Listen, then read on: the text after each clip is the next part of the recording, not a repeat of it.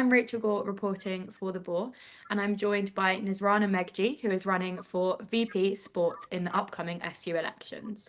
So, to get started, our first question is, why did you decide to run for this position? So I'm an international student, and when I first got to university, it was kind of overwhelming to be in a new place, a new country, new people and stuff. But I managed to find myself in sport, and I just think that I really want to be a part of that for as many people as I can, whether they're international students or not. It just helped me find my place back in sport. I'm also just enthusiastic about bringing more representation into the role. Yeah, just contributing to the experience. And what's your experience with sports at Warwick? Honestly, sport has been the biggest part of my experience at work. It's been a very inclusive space, and it's also been somewhere that's allowed me to feel empowered. So, I hadn't been playing much sport during my A level, but when I came to university, I was able to refine myself into like football and squash, especially. Um, and it's just been a very welcoming environment. It gives you a lot of opportunity to explore. So I think some of my biggest experiences at university have been sports because whether it's like playing matches, traveling to matches, the aspect of a team, whether it's cycling, socials, everything about it. It's just been a very pleasant experience, and I want to be able to carry that on and see how I can further improve that. Yeah. And Warwick Sport is currently undergoing a rebrand with potential mission statements including Up the W and Beyond is Where We Belong. Do you think this Warwick Sport rebrand is an important step forward for student sport? And how will you continue to listen to the opinions of sports clubs?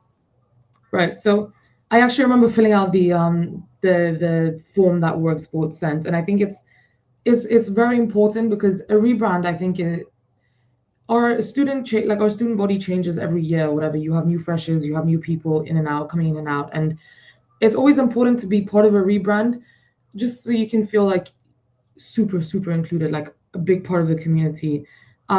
I think that the slogans were working pretty well. I'm not gonna lie. I think they very actively reflect what we do at Warwick Sport. Sorry, could you repeat the second part of the question? Yeah. Do you think that the rebrand is an important step forward, and how will you continue to listen to sports clubs throughout the process? Right. So um, I've said, and I'll continue to say that what I want to do in this role is I don't want to come in and throw a bunch of promises at the student body that I can't promise, right? That I might not be able to achieve all of them. What I want to do in this role is I'm here to listen and to act on it and to represent. Whether it's through keeping drop-ins more consistent or being super on top of my communication, the most important part of this role is for me to come in to listen to what student clubs need and what they want and to act on them, to represent them. And then how would you seek to support and improve sports clubs' performances in both Bucks tournaments and also non-Bucks competitions in the year ahead? Okay, so this is definitely something I've been thinking about. I think first of all, communication is very important. I think publicity is really important. So a lot of people know about work sport, they don't really know work sport. Um, Try and get that more out there so we get more participation. Um, I was looking at something along the lines of introducing some kind of termly calendar, not just go onto the work sport app and scroll through what is available when is available. Um, Launch a calendar every week that says there's beginner sessions or there's rock up sessions. Come try out this sport, see if you like it. If you like it, come participate more in it. As for performative clubs, I think that it's really important to look at the small kind of things like box transport is a very it can be a very administrative thing, and just admin barriers as well. It's just I want to try and ease them in whatever way I can. Yeah, work on coordination with clubs, create some kind of consistent spreadsheet or like family tree as to where people know where they can go to address what they need to address. But yeah, look at both. I think it's very important to look at both box and non-box. See how I can look into that. Always here to listen. And then finally, an article by the Boar in December found that 60% of students are unaware of when sports clubs are playing fixtures on campus, leading to low crowd turnouts for sports fixtures. The One Warwick programme last year drew crowds of only 400 people over 2 terms. How will you ensure that Team Warwick isn't just something that sports club members feel part of, but that every Warwick student feels part of through being able to support their peers? Okay, so I've actually been thinking on like integration between sport and non-sport societies. I had this interesting idea where we create.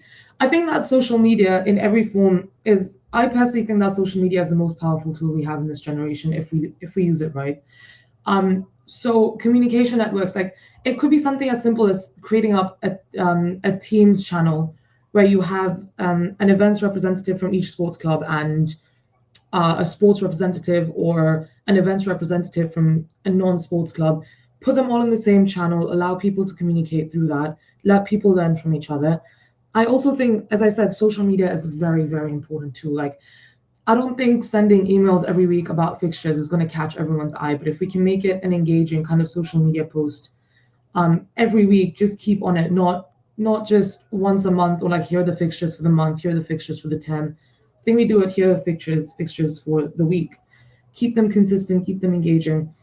I think social media is the way that we should go, definitely. And just word of mouth as well. Just have people like get out there and talk to people, tell them, like let them know, build awareness. It doesn't have to be something huge all the time. I think it's quite simple.